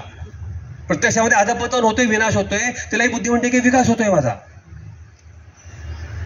बुद्धिस्सा पार्थ तामसी, आणि जी अज्ञानाच्या अंधकारानं वेढलेली आहे. अधर्मम धर्ममितिया मन्यते तमसावृता, अज्ञानाच्या अंधकारानं जी वेढलेली आहे ती बुद्धी तामसी. या तामसी बुद्धीला आपल्याला शुद्ध बुद्धीकडे न्यायचंय, सात्विक बुद्धीकडे न्यायचं, जिला काय करायचं आणि काय कार्य व्यवस्थिती हे जिला कळते, योग्य काय अयोग्य काय हे कळतं, जिच्यापाशी विवेक आहे, ही बुद्धी सगळी आहे सात्विक बुद्धी. तिला आपण म्हणतो शुद्ध बुद्धी. आपण आता इथे एक्सरसाइज चाललेला आहे, हा ह्या स्तरावरती चाललेला आहे की चुकीच्या संकल्पना, तामसिकता जी काही बुद्धीमधली माझ्या आहे, हे आपण दिवसभरामध्ये दूर करून घेणार आहोत आणि आपली बुद्धी आणि संकल्पना अधिक शुद्ध करून घेणार आहोत. विकासाची संकल्पना योग्य करून घेणार आहोत, आरोग्याची संकल्पना योग्य करून घेणार आहोत. चुकीच्या संकल्पनाची जळमट आणि घाण जी आहे ती काढून टाकायची बुद्धीमध्ये. तमस तो दूर करायचा आहे, अज्ञानाचा अंधकार दूर करायचा आहे आणि ज्ञानाची ज्योत पेटवायची. हे आपण इथे शिकून होतो की हे नेमकं काय, विकास म्हणजे नेमकं काय, हे आपण त्या अंतर्गत पाहतो. ही बुद्धी शुद्ध बनणं, आणि ही बुद्धी शुद्ध झाली की मग मला हे कळतं की माझं शरीर कसं पाहिजे, माझं मन कसं पाहिजे, माझे प्रयत्न त्याकरता सुरू होतात. बुद्धीनं ठरवलं की मग शरीर आणि मनाला त्याप्रमाणे चेतना मिळते आणि ते काम करायला लागतात. पण हे सगळं करताना पुन्हा माणूस म्हणजे पुन्हा फक्त तो शारीरिक भौतिक स्तरावरचा असा माणूस नाहीये. तो कुठे आपल्या जीवनाचं ध्येय आध्यात्मिक आहे. हा जो जिवंतपणा नावाची, चैतन्य नावाची जी काही गोष्ट आहे ती या सगळ्या भौतिकतेपेक्षा पलीकडे आहे आणि ते माझं खरं स्वरूप आहे. हे भारतीय तत्वज्ञान आपल्याला सांगतं की मी म्हणजे देह नाही, मी म्हणजे मन नाही, मी म्हणजे बुद्धी नाही, या सगळ्या पलीकडे यो बुद्धे हे परत असतो तो सहा जो आहे आत्मा, तो म्हणजे माझं खरं स्वरूप आहे. आणि ते मला समजून घ्यायचे, शब्दात नव्हे, अनुभूती म्हणतो. त्यामुळे आपल्याकडे साक्षात्कार म्हटलंय, अपरोक्ष अनुभूती म्हटली आहे. एका वेगळ्या प्रकारची साधना करून आपल्याला समजून घ्यायचंय खरं स्वरूप माझं काय आहे ते. ह्या दिशेमधला वेगळा म्हणजे आध्यात्मिक विकास जो काही आहे ना, तो म्हणजे खरं तर माणसाचा विकास. की मी म्हणजे हे सगळं भौतिक नाही हे समजून, भौतिकाच्या पलीकडे जे तत्व आहे, चैतन्य तत्व, जाणीव आपण ज्याला म्हणतो, कॉन्शियसनेस आपण ज्याला म्हणतो, ते म्हणजे मी हे जाणून घेणं. त्याला आपण म्हणतो इव्होल्युशन ऑफ कॉन्शियसनेस किंवा एक्सपान्शन ऑफ कॉन्शियसनेस. मी जो संकुचित माझ्या शरीरापुरता करून ठेवलेला आहे, उपभोगापुरता करून ठेवलेला आहे, ह्या मीचा अधिकाधिक विकास करत जाणं, मोठा मोठा करत जाणं हा मी जो काही आहे तो. आणि हा मी आपण म्हणतो शरीरापुरता सीमित करून ठेवला, उपभोगापुरता, हा नुसतं पूर्ण शरीरापुरता सुद्धा नाहीये बरं का. गंमत पहा तुम्ही आजची, टीव्हीवरच्या जाहिराती तुम्ही जर पाहाल तर 60 ते 70% जाहिराती या शरीराच्या फक्त 3 अवयवांपुरत्या, त्या प्रॉडक्ट्स पुरत्या सीमित असतात. दात, केस आणि त्वचा. बस. म्हणजे टूथपेस्ट असेल, साबण असेल, शॅम्पू असेल, कपडे असतील, डिओ असेल. बस. मी म्हणजे काय, माझं बाहेरून दिसणारं रूप, दात, केस आणि त्वचा, 3 गोष्टी बाहेरून दिसतात. त्याच्याकरताचे सगळे 70% प्रॉडक्ट त्या करताची. हा मी म्हणजे पूर्ण शरीराचा विचार नाही त्यामध्ये, फक्त माझं बाहेरून रूप कसं आहे एवढा फक्त विचार. माझ्या शरीराच्या आतमध्ये माझं पोट चांगलं आहे का, माझ्या पाठीच्या कण्याची काय स्थिती आहे, माझ्या डोळ्यांची काय स्थिती आहे, कशाचाही विचार नाही. माझ्या हाडामध्ये पोरोसिटी नाही आलेली, पूर्ण शरीराचाही विचार आपण करत नाही. इतकं आपण मीला संकुचित करून ठेवलंय. हा मी दात, केस, त्वचापासून किमान पूर्ण शरीराचा तरी स्वास्थ्याचा विचार आपण करूया, अंतर्बाह्य स्वास्थ्याचा. हा झाला मीचा थोडासा आणखीन विस्तार. शरीराबरोबर मनाच्याही विकासाचा विचार हा झाला आणखीन विस्तार. मग जसं माझं शरीर आणि मन स्वस्थ पाहिजे, माझ्या कुटुंबाचाही पाहिजे, हा कुटुंबाच्या स्वास्थ्याचा विचार झाला, समाजाचा झाला, राष्ट्राचा झाला, निसर्गाचा झाला. Holistic health. स्वास्थ्य म्हणजे फक्त माझं स्वास्थ्य नव्हे, या सगळ्याच्या स्वास्थ्यावरती माझं स्वास्थ्य अवलंबून आहे. पौर्णिमा त्याविषयी अधिक बोलेल की माझं व्यक्तिगत स्वास्थ्य असूच शकत नाही. कुटुंबामध्ये जर बेबनाव असेल तर पती पत्नीला स्वास्थ्य कधीच लाभू शकणार नाही. समाजामध्ये गुंडगिरी आणि चोऱ्या माऱ्या दरोडे होत असतील, व्यक्ती कधी सुरक्षित आणि स्वस्थ राहू शकणार नाही. निसर्ग जर उद्ध्वस्त केलेला असेल, व्यक्तीचं स्वस्थ राहू. तिथं प्रदूषण सगळीकडे पसरलेलं आहे, पण शुद्ध हवा मिळणारे कुठली, स्वास्थ्य मिळणारे कुठलं, शुद्ध पाणी मिळणारे कुठलं, स्वास्थ्य मिळणारे कुठलं. त्यामुळे ह्या सगळ्या सकटच माझं स्वास्थ्य हे अस्तित्वामध्ये असू शकतं. मी या सगळ्याचा एक भाग आहे. I am part of the whole. या होलकडे अधिकाधिक जाणं, पार्टकडून होलकडे जाणं, व्यक्ती ही विश्वाशी जोडली जाणं, ही झाली विकासाची प्रक्रिया. खरी गेला म्हणलेलं आपल्याकडे आध्यात्मिक जाणीवेचा विकास, expansion of consciousness, evolution of consciousness. आणि अंतिमतः हा म्हणजे आध्यात्मिक स्तरावरती मी ब्रह्म आहे, विश्वाचे चैतन्य तत्व आहे ब्रह्म नावाचं, त्याचा अंश माझ्यामध्ये आत्मरूपानं आहे. मम इवांशो जीवलोके जीवभूत सनातनः. हा आत्मा हा त्या ब्रह्माचा अंश आहे, तो माझं खरं रूप आहे हे जाणणं. आणि अंतिमतः सर्वम खल्विदम ब्रह्मपर्यंत आणखीन त्याचा पूर्णपणे विश्वाकार होणं. अशा सगळ्या व्यापकता वाढण्याच्या सगळ्या प्रक्रिया आहेत, ह्या आपण विकास म्हणतो. अगदी अलीकडच्या काळामध्ये फार सुंदर जीवनाचं ध्येय नेमकं कसं आहे सांगितलंय स्वामी विवेकानंदांनी ज्या ज्ञानयोग नावाच्या ग्रंथामध्ये. ते असं म्हणतात, each soul is potentially divine, goal of life is to manifest the divinity within. आपल्यामध्ये जे चैतन्य आहे, चैतन्याचं अधिकाधिक देवत्वाचं प्रकटीकरण कसं होईल हे पाहायचंय. मला मानवाकडून देवाकडे जायचंय, नराचा नारायण होणं. मी कुठेतरी पशु ह्या पातळीवरतून वर आलेलो आहे आणि मानव बनलेलो आहे. या मानवाकडून मला इथे एक देवत्व नावाची गोष्ट आहे, ते देवत्वाकडे, डिव्हिनिटीकडे जायचंय. From humanity to divinity. पशुचा मानव बनलेलो आहोत आपण, तर आणखी देवत्वापर्यंत जायचंय. So manifestation of the divinity, that is the goal of life. त्याकरता प्रयत्न मला करायचे. त्याला म्हणलेलं आहे आपल्याकडे साधना. साधना याचा अर्थ मन अधिकाधिक शांत, संतुलित आणि स्वस्थ करत जाण्याची प्रक्रिया. आणि सगळे योग मार्ग आपल्याकडे सांगितले स्वामी विवेकानंद ते सांगतात, do it by work or worship, psychic control or philosophy, by one or more or all of these and be free. मुक्ती, समाधी, प्रारंभिक स्थिती, कैवल्य, सातोरी, ताओ, नावं अनेक असतील त्याला, निर्वाण, ही सगळी ही स्थिती आहे. या स्थितीकडे जाय करता हे सगळे योग मार्ग सांगितले. Do it by work. Work म्हणजे काय, कर्मयोग. वर्शिप, भक्तियोग. सायकिक कंट्रोल, राजयोग. फिलॉसॉफी, ज्ञानयोग. हे की एका किंवा अनेक मार्गांचा वापर करा आणि मुक्त व्हा. हे सगळे मार्ग मुक्तीचे का आहेत, तर ते माझं मन शांत आणि स्वस्थ संतुलित करतात म्हणून हे सगळे या मार्गाने आपल्याला मुक्ती मिळू शकते, एका किंवा अनेक मार्ग. हे मन शांत होणं कसं करता आवश्यक आहे, पौर्णिमातीच्या व्याख्यानामध्ये सांगितलं. आरोग्याचं आनंद मीमांसा आपण करा की आनंद मला कशामध्ये नेमका होतो आणि मन शांत होण्यामधून आपल्याला शाश्वत आनंद कसा मिळतो हे पौर्णिमा सांगेल पुढचे. मी तो विषय घेत नाही. पण अंतिमतः सगळ्या योग मार्गांचा अंतिम उद्दिष्ट काय, तर मनाची साम्यावस्था. हे मन अतिचंचल आहे, हे मन शांत कसं होईल. जो पतंजली योग आपण ज्याला अष्टांग योग म्हणतो, पतंजली योग, त्यामध्ये पहिली वाक्य आहे, अतः योगानुशासनम योगा चित्तवृत्ती निरोधः. मनाचं सर्व अवस्थेमध्ये निरोध करायचा आहे आणि मन शांत संतुलित करायचं आहे. गीतेमध्ये म्हणलंय समत्वम योग उच्यते. कर्मयोगाची व्याख्या काय? समत्व, मनाची साम्यावस्था. मग अशी म्हणल्याप्रमाणे जलाशयात तरंग विरहित जलाशय अशी मनाची अवस्था होणं ही गीते. सगळी कर्म करतानाही अशी अवस्था ठेवणं हा झाला कर्मयोग. भक्तियोगामध्ये पण आहे की मन पूर्णपणे शांत व्हावं हा भक्तीचा आणि प्रार्थनेचा उद्देश आहे. ज्ञानयोगामध्ये आपण सगळं ज्ञानाच्या माध्यमातून समजून घेतो की सगळं कसं हे आहे, मन कसं करायचं वगैरे. ज्ञानयोग पुन्हा मनाच्या साम्यावस्थेकडे नेतो, शांतावस्थेकडे नेतो. सगळे योग मार्ग हे साधनेचे जे आहेत हे मन शांत करण्यासाठीचा फोकल पॉईंट आहे. तर मनाची साम्यावस्था म्हणजेच मुक्ती. मुक्ती म्हणजे दुसरं काही नाहीये, मनाची आत्यंतिक साम्यावस्था. मन प्रशमनोपाय हा योग इति अभिधीयते. योग म्हणजे मनाचं पूर्णपणे शमन करण्याचा उपाय. हे सगळे मार्ग त्या करतात. तर हे झालं जीवनाचं ध्येय. जाणीवे, आपण याला म्हणू जाणीवेचा विकास. Evolution of consciousness, expansion of consciousness. जाणीवेचा विकास, माझ्यामध्ये चैतन्याचा विकास. अधिकाधिक वैश्विक बनत जाणं, विश्वव्यापक बनत जाणं. आणि एकदा लक्षात घ्या, ही प्रक्रिया व्यक्तीच्या बाबतीमध्ये अशा तऱ्हेनं व्हायला लागली की ह्या सगळ्या स्तरांवरची जी काही चांगली स्थिती आहे ना ही आपोआपच येऊन जाते. सगळ्या समस्यांचा आपोआपच लय होऊन जातो. सध्या इथे व्यक्तीच्या बुद्धीमध्ये सगळी गडबड आहे, त्यामुळे व्यक्तीचाही विकास होत नाहीये. व्यक्ती हे जीवनाचं ध्येय आपल्या विसरलेली आहे आणि उपभोगाच्या अतिरेकी मागे लागलेलो आहोत. त्याच्यामुळे व्यक्तीचाही विनाश होतो आहे आणि कुटुंब, समाज, राष्ट्र, निसर्ग यांचाही विनाश होतो.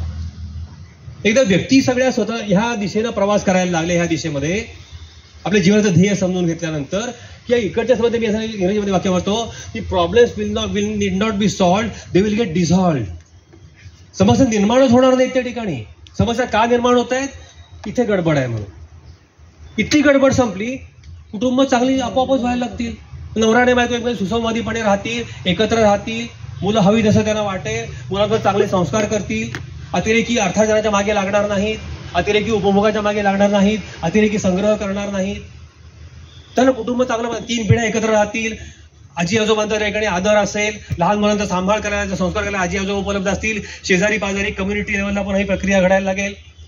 समाजात म्हणजे कुटुंबातली चांगली मुलं ही समाजातले चांगले नागरिक बनतील. हे चांगले नागरिक नेते बनले की ते राष्ट्राला योग्य दिशेमध्ये नेतील, की जे राष्ट्राचे नेते व्यक्तीच्या ह्या विकासाकरता अनुकूल अशी स्थिती निर्माण करतील. आणि अंतिमतेसाठी मूळ आपण जो म्हणतो की निसर्गाच्या हानीचं जे कारण आहे अतिरेकी उपभोग, हे उपभोग सीमित राहिल्यानंतर, मर्यादित राहिल्यानंतर, संयमित राहिल्यानंतर संसाधनं टिकून राहतील, ऊर्जा स्रोत टिकून राहतील, प्रदूषण मर्यादेमध्ये राहील, कचरा मर्यादेमध्ये राहील आणि बायोडायव्हर्सिटी टिकून राहील. चक्र निसर्गाची चालू राहतील. हा निसर्गाचा विकास झाला. सगळ्या विनाशाचं मूळ कारण माझे वाढणारे उपभोग. यावेळी माणसाचे म्हणू नका, ते माणसाचे म्हणजे तिकडे माणसाचे बघा, माझा काही संबंध नाही माणसांशी. नाही, माझे वाढणारे उपभोग. सगळ्या विनाशाचं कारण माझे उपभोग मी वाढवतो आहे, म्हणून सगळ्या विनाशाला मी कारणीभूत आहे, स्वतः सगळ्या निसर्गाच्या. माझे उपभोग मी कमी करीन, संयम आहे, म्हणजे कमी वेळ टाळायची नाहीये. त्याला पुन्हा काही मर्यादेपर्यंत आपल्याकडे आपण 4 पुरुषार्थाची कल्पना मांडली, धर्म, अर्थ, काम आणि मोक्ष. यामध्ये अर्थ आणि काम नाकारले नाहीत, पण त्याला इकडं धर्माची म्हणजे सस्टेनेबिलिटीची मर्यादा आपण केली. मोक्ष आहे जीवनाचं ध्येय, तो परमपुरुषार्थ. पण अर्थ आणि कामाला धर्माची मर्यादा म्हणजे ह्या सगळ्या व्यवस्था टिकून राहण्याची मर्यादा. अर्थ आणि काम मान्य आहे, प्रत्येकाला उपभोग घ्यायचे आहेत, उपभोगाची साधनं म्हणजे अर्थ, त्याची प्राप्ती करून घ्यायची आहे, पण कशी? धर्माच्या मर्यादेमध्ये. व्यक्तीही टिकली पाहिजे, कुटुंबही टिकलं पाहिजे, समाज, राष्ट्र, निसर्ग टिकला पाहिजे. ह्या मर्यादेमध्ये माझे अर्थ आणि काम असले पाहिजे.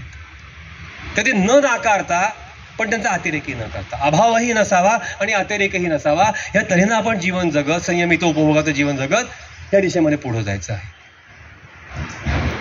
हा झाला सम्यक विकास, की ज्यामध्ये सगळ्या गोष्टी परस्परांशी पूरक आहेत. इथे व्यक्ती ही कुटुंबाचा एक भाग आहे, समाजाचा भाग आहे. ह्याच्याही भल्याचा विचार करतेय, ह्याच्याही भल्याचा विचार करतेय, ह्याच्याही भल्याचा विचार करतेय, ह्याच्याही भल्याचा विचार करतोय.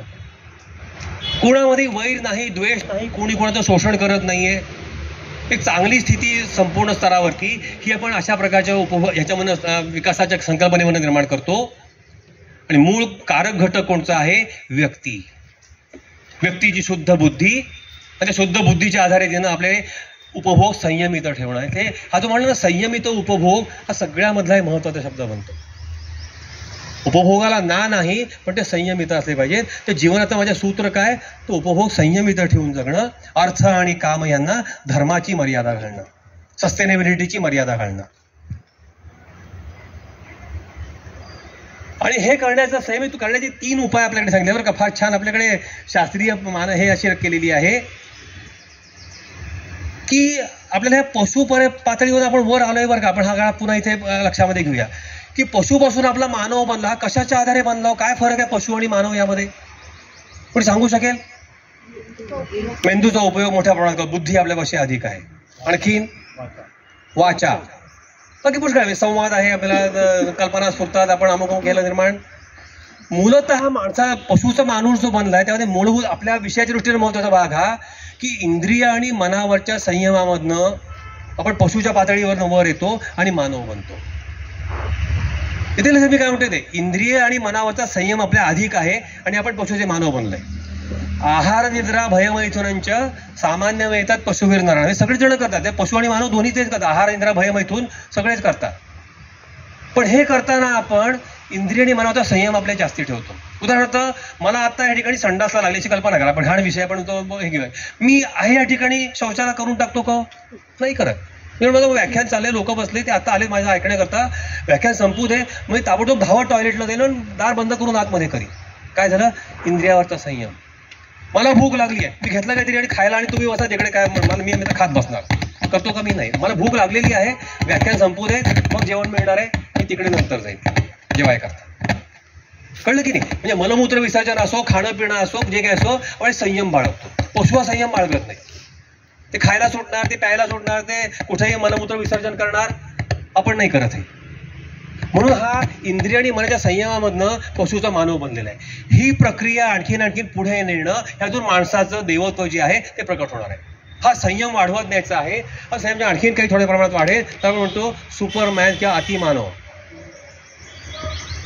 आपण नॉर्मल मॅनचा सुपरमॅन बनतो की ज्यामध्ये इंद्रिय मनावरती अधिक संयम आहे आणि तो संयम केल्याबरोबर ज्या आपल्या सुप्त क्षमता आहेत त्या प्रकट व्हायला लागतात. मला कळतं की अरे मला संगीत आवडतं बरं का, मी संगीत शिकू शकतो, मी नाच करू शकतो बरं का, मी चित्र काढू शकतो बरं का. माझ्यामध्ये मला माहीत नव्हतं मी हे करू शकतो. मला सुप्त क्षमता माझ्यामध्ये जागृत व्हायला लागतात आणि मी माणसाचा मॅनचा सुपरमॅन बनतो. पण सुपरमॅनचा इगो जो आहे, मी कुणीतरी वेगळं आणि बाकी सगळं वेगळं, हा इगो अजून त्याच्यामध्ये आहे. हा अहम जेव्हा पूर्णपणे लोप पावतो तेव्हा तो बनतो देवत्वाच्या पातळीवरती जातो. He becomes divinate, he becomes God. Divine त्याची स्टेट जी आहे ती डिव्हाइन स्टेट. हा विकास होण्याकरता मग अशी म्हणण्याप्रमाणे प्रक्रिया काय, तर हा जो इंद्रिय आणि मनाच्या संयमामधनं आपण पशुचा मानव बनलेलो आहोत, ही प्रक्रिया योग साधनेच्या मार्गामधनं आणखी पुढे नेणं आणि या देवत्वापर्यंत पोहोचणं, manifestation of the divinity within, ही झाली विकासाची प्रक्रिया. सध्या आपण काय करून टाकले का? की आपण ह्या पातळीवरती आलेलो असताना आपण अधिकाधिक उपभोग घेणार आणि फक्त उपभोग जीवनाचं साध्य मानणारा पशु बनवण्याची प्रक्रिया सध्या सगळ्या जगभर चालू आहे. फक्त उपभोग आहे की उपभोग. सारखं टीव्हीवरच्या इतक्या जाहिराती, सगळ्या माध्यमांवरच्या सगळ्या जाहिराती, वृत्तपत्रासकट उपभोग घ्या सातत्यानं. नवीन काहीतरी आलं, जुनं फेकून द्या, हे नवीन काय पाव, हे काय लेटेस्ट आहे, हे तुमच्याकडे नाही म्हणजे किती तुम्ही मागासाल. सातत्यानं तुम्हाला उपभोगाचा प्रवृत्त केलं जाते. इंद्रिय आणि मनाला पूर्णपणे मोकाट सोडून माणसाचा पशु बनेल हे पाहायची सध्या व्यवस्थाच काम करते. पण मी म्हणेन एक वेळ माणसाचा पशु बनला तरी चालेल, पण पशुला उपभोग घेताना कुठे थांबायचं कळतं. उपभोग घेताना कुठे थांबायचं हे पशुला कळतं. तो त्याही खालच्या पातळीवरती जातो की ज्याला उपभोग घेताना कुठे थांबायचं हे कळत नाही. त्याला प्रमाणे म्हणलेला आहे राक्षस. हा कोणी असा दीपाडन 10 तोंडाचा, नामुक तो 6 महिने झोपणारा, 6 महिने जागणारा असा कोणीही नसतो अजिबात. ज्याला उपभोग घेताना कुठे थांबायचं हे कळत नाही त्याला असुर किंवा राक्षस म्हटलेलं आहे. आपली पशुच्याही खालची ही पातळी सध्या आपण ऑलमोस्ट गाठली धरून चाला. काही नसेल गाठलेली अजून, पण वाटचाल त्या दिशेत चालू आहे. आणि ह्याला आपण काय म्हणतो? विकास. माणसाचा पशु नव्हे तर राक्षस बनवणं त्याला आपण म्हणतो विकास. काय? इति बुद्धी अशुद्ध असावी आणि तामसी असावी, त्या मर्यादा आहे त्याला. पण समजून हे घ्यायचं आहे की नाही, मी इथपर्यंत पोहोचलेलो आहे माझ्या पूर्वजन्मीच्या साधनेमधनं, मी मानव जन्म मला मिळालेला आहे. आपल्याकडे म्हणलेलं की मानव ही मोक्ष योनी आहे, बाकी सगळ्या योनी या भोग योनी आहेत, त्या फक्त उपभोग जाणतात. मोक्षापर्यंत कोण जाऊ शकतो? तर मानव जाऊ शकतो फक्त. कारण काय? तर मोक्षाकरता मला अंतर्मुख व्हावं लागतं आणि बाकी इतर प्रजातींकडे कितीही बुद्धिमत्ता असली तरी अंतर्मुख होण्याची क्षमता, इंट्रॉस्पेक्शनची क्षमता ही फक्त आणि फक्त होमोसेपियन्सकडे आहे. आणि त्यामुळे माणसाच्या जीवनाचं कर्तव्य हे बनतं की क्षमता तो वापरेल, आणि आपल्या ह्या ध्येयाकडे चालायला लागेल. इतरांना हे शक्य नाही, पशुना शक्य नाहीये, ते कांट बिकम इंट्रोवर्ट. तर मानवाचं ध्येय हेच आहे आणि हे ध्येय फक्त मानवाचंच असू शकतं, की त्याच्याकडे एक क्षमता आहे. आपण माणूस म्हणून या ध्येयाकडे याचा प्रयत्न करणार का नाही? आणि सुदैवानं आपल्याला आपल्या पूर्वजांनी, जगाला बाकी कोणालाही हे तत्वज्ञान माहीत नाही, ही संकल्पना कोणाच्या गावी नाहीये विकासाची, ही फक्त भारतीयांना माहिती आहे. तत्वज्ञान सातत्यानं माणसाला या जाणीवेच्या विकासाकडे प्रवृत्त करतं. मानवाचा देव व्हावा ही आस आपल्या सगळ्या ऋषीमुनींना, साधू संतांना आहे. त्यामुळे झालंय कसं माहिती ना, मी तुम्हाला उदाहरण देतो. रूपकात्मक यांची महाभारत नावाची संपूर्ण कथा जी काही आहे ती, त्या महाभारतामध्ये राजा होता त्या धृतराष्ट्र. हा कसा आहे धृतराष्ट्र? जन्मांध आहे, जन्मापासूनच आंधळ आहे. पण ती बायको जी आहे गांधारी, ती आंधळी आहे का? नाही, ती डोळस आहे. पण ती काय करते? नवरा आपला आंधळा आहे म्हणून ती डोळ्यावरती पट्टी बांधून दासी तिला हात घेऊन धरून तिचा इकडे तिकडे घेऊन जाते. हे जे महाभारतामधलं रूपकात्मक गोष्ट आहे ना, ही आज भारतीयांना लागू पडते. पहा, ते पश्चिमेकडची विकासवादी विचारवंत आहेत, तर विकास कशाशी खातात हेच माहीत नाही. जो विनाश आहे त्याला ते विकास म्हणतायत, इतके आंधळे आहे. पण आम्ही भारतीय विकास म्हणजे काय हे जाणतो. आम्हाला सगळ्या ज्या ऋषीमुनींनी, विवेकानंदांपर्यंत सगळ्या साधू संतांनी सगळं सांगितलेलं आहे. पण आम्ही डोळस असून विकासाच्या बाबतीमध्ये आम्ही आमच्या डोळ्यावर बांधली पट्टी, त्या पश्चिमेकडच्या आंधळ्यांच्या मागे चाललो. जीडीपी वाढला म्हणजे विकास झाला म्हणायचं, उपभोग वाढला म्हणजे विकास झाला म्हणायचं, उत्पादन वाढलं म्हणजे विकास झाला म्हणायचं. तर गांधारी सारख्या डोळ्यावर पट्टी बांधून आम्ही त्या पश्चिमेकडच्या आंधळ्यांच्या मागे चाललेलो आहोत. कुठंतरी ही पट्टी आपण डोळ्यावरनं काढायला हवी. आपल्यापाशी तत्वज्ञान आहे, आपल्यापाशी परंपरा आहे, हिचा नीट मागोवा घेऊन त्याचा सांगावा काय लक्षात घेऊन आपल्याला या विकासाकडे जायची वाटचाल करायची. आणि त्यामुळे संयमित उपभोगाच्या आधारे जीवन जगायचं आणि सगळे प्रयत्न हे ह्या पुढच्या ज्याला आपण म्हणतो जाणीवेच्या विकासाकरता आपण व्यतीत करायचे. हे जीवनाचं योग्य सूत्र, जीवनाचं ध्येय असू शकतं. आणि मग उपभोग संयमित कसे करायचे त्याच्याकरता 3 उपाय आपल्याकडे सांगितले बरं का. एक उपाय आहे दमन. दमन याचा अर्थ एखादी गोष्ट दाबून टाकणं. इच्छा, मला इच्छा झाली की मला वडापाव खायची फार इच्छा होती बरं का. अरे काय सगळे लोक एवढे म्हणतात, तुम्ही दिलीप कुलकर्णी व्याख्यानाला तुमचं ऐकायला आलो, ते काय वडापाव खाताय बाहेर रस्त्यावर उभं गाडीवरचा? नाही, दमन केलं मी. इच्छा झाली आहे मनामध्ये, मी दाबली. थोडा काळ दमन चालू शकतं, करावंही नाही मी म्हणत नाही, पण ती इच्छा मनामध्ये असेल ना, ती उफाळून येते केव्हा तरी. आणि मी इथनं जरी बाहेर पडलो, एसटी स्टँडवर गेलो की मी वडापाव पहिल्यांदा खातो. एसटी नंतर बसेन, आधी वडापाव खाईन. पण मनात इच्छा होती ना. ते दमन जरी काही काळ काम करत असलं तरी ते मन रिव्हॉल्ट करतं, बंड करतं आणि ती इच्छा आपण पूर्ण करतो. मग त्याविषयी काय सांगितलं, तुमचं मन बंड हे इच्छा निर्माण होतीये ना, तर सरळ शमन करून टाका. मन शांतच करायचे ना तुम्हाला. दमनातनं तुमचं मन अधिकाधिक विचलित राहते ना, मग शमन करून टाका, उपभोग घेऊन टाका. वडापाव खाल्ला, दिलीप कुलकर्णी शांत झाले. पुन्हा तो वडापावचा विचार डोक्यामध्ये नको. म्हणजे माझ्या मनामध्ये इच्छा निर्माण होत राहणार आणि दमन करायचं नाही, शमनच करायचं म्हणताना अमेरिकात झाली की माझी इच्छा मनात निर्माण झाली की शमन, इच्छा मनात निर्माण झाली की शमन. किती अंत आहे का शेवटी. मग किती अमेरिकन लोकांनी जगाचा विध्वंस केला, तर त्याची पण आकडेवारी सांगतो बरं का. थोडं मला पुसायला लागेल काहीतरी, हे वरचं पुसू का मी लिहून घेतलं असेल अशा करतो. या जगामध्ये जी लोकसंख्या आहे त्यापैकी 5% लोकसंख्या अमेरिकेमध्ये राहते. US population is 5% of the world population, but it consumes 27% of the world resources and energies. जगामधले 5% लोक हे जगामधले 27% संसाधन आणि ऊर्जा वापरतात. तर जगामध्ये तुमच्यासारखे सगळे लोक अमेरिकी जीवनशैली हे ध्येय ठेवतील आणि त्यासारखं जगू पाहतील, तर या शिकायचं उत्तर काय येतं? 5%ला 27%, तर 100%ना 540% उत्तर येतं. 5ला 27, 100ला 540. आपल्याला अर्थ लक्षात येते 540%चा 5.5 पृथ्व्या. 540% ऊर्जा आणि संसाधनं ह्या सगळ्यांना हवीत म्हणताना मला 5.5 पृथ्व्या हव्यात अमेरिकी जीवनशैली सगळ्या जगातल्या लोकांना देण्यासाठी. कारण शमन करायचे, मला इच्छा निर्माण झालेली आहे, मला शमन करायचंय. ती कपड्यांची असेल, गाड्यांची असेल, मोबाईल फोनची असेल, तर आणखी शेकडो गोष्टींची असेल. दमन करायचंच नाही, शमन करायचं आहे, तर 5.5 पृथ्व्या लागतील. आहेत आपल्याकडे 5.5 पृथ्व्या? नाही. किती पृथ्वी आपल्याकडे? फक्त 1. पुन्हा ती फक्त आपल्या पिढीपुरती आहे का आपण सगळी संपूर्ण टाकली? पुढच्या पिढ्यांचं काय? म्हणजे मला माझी उपभोग आणखीन कमी करायला, मला 0.5 अवर्समध्ये भागवायला हवं. पुन्हा ही पृथ्वी फक्त 0.5 अवर्स म्हणजे माणसांकरता आणि त्यांच्या पुढच्या पिढ्यांकरता का? इतर प्रजातींचं काय? सशांचं काय? कासवांचं काय? गाढवांचं काय? घोड्यांचं काय? सापांचं काय? माशांचं काय? त्यांची पृथ्वी नाही म्हणजे मला आणखी माझे उपभोग कमी करायला हवेत. कुठे मी शेवटी 0.5 अर्थ, 0.1 अर्थ, 0.05 अर्थ इतक्या माझ्या उपभोग कमी करण्याकडे मला यावं लागणार आहे, हे आपण समजून चालायचं.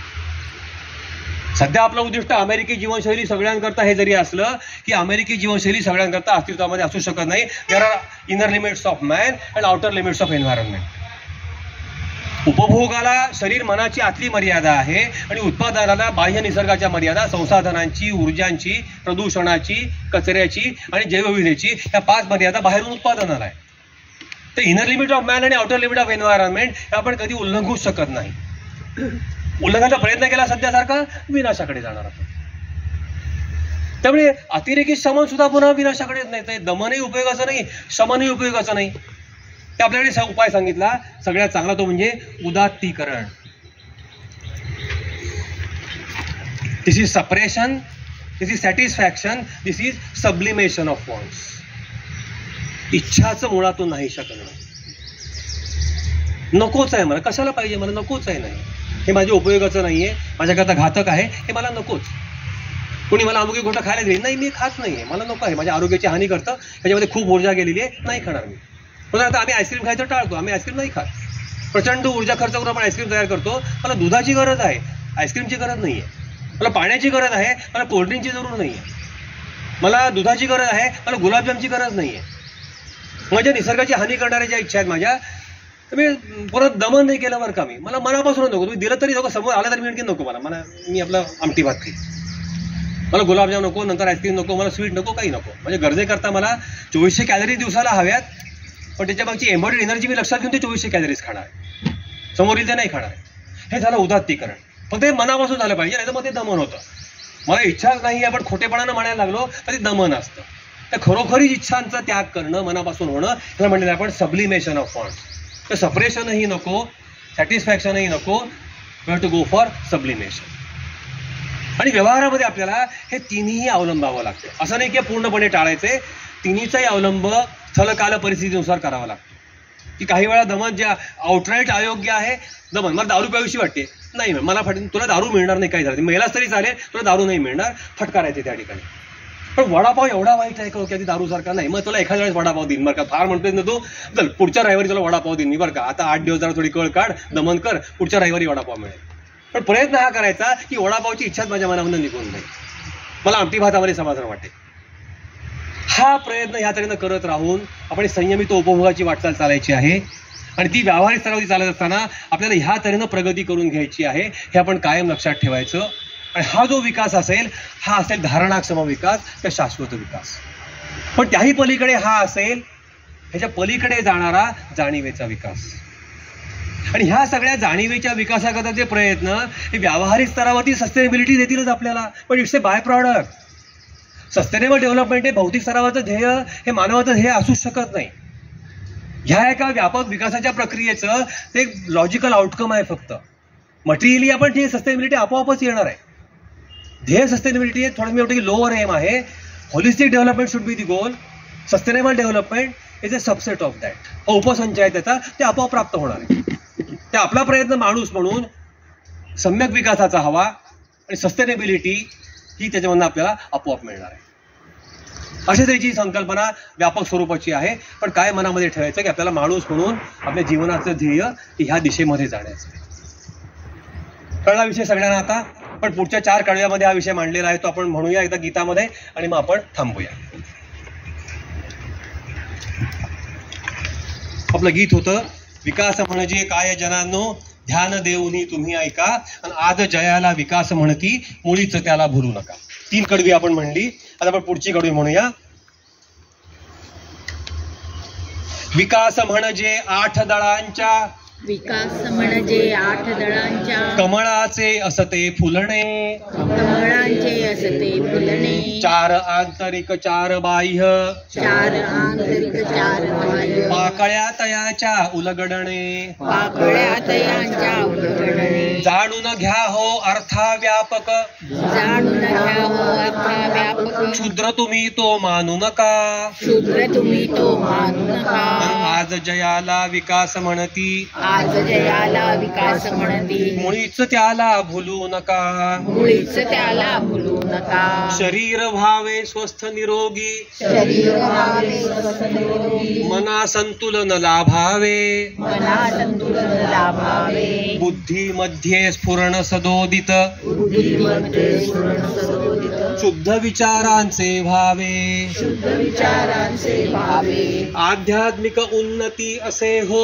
आध्यात्मिक उन्नती असे हो ध्येय आपुले विसरू नका ध्येय आपले विसरू नका आज जयाला विकास म्हणती आज जयाला विकास म्हणती मुळीच त्याला भुलू नका मुळीच त्याला भुलू नका परिवारामध्ये प्रेम असावे परिवारामध्ये प्रेम असावे लळा जिव्हाळा पूरकता लढा जिव्हाळा पूरकता समाज राष्ट्रांमध्ये असावे समाज राष्ट्रांमध्ये असावे ऐक्य बंधुता अन समता ऐक्य बंधुता आणि समता पिळवणूक वा शोषण कुणीही पिळवणूक वा शोषण कुणी कधी कुणाचे करू नका कधी कुणाचे करू नका आज जयाला विकास म्हणती आज जगाला विकास म्हणती मुळीच त्याला भुलू नका मुळीच त्याला भुलू नका साधन संपत्तीचा वापर साधन संपत्तीचा वापर जपून करावा सदोदित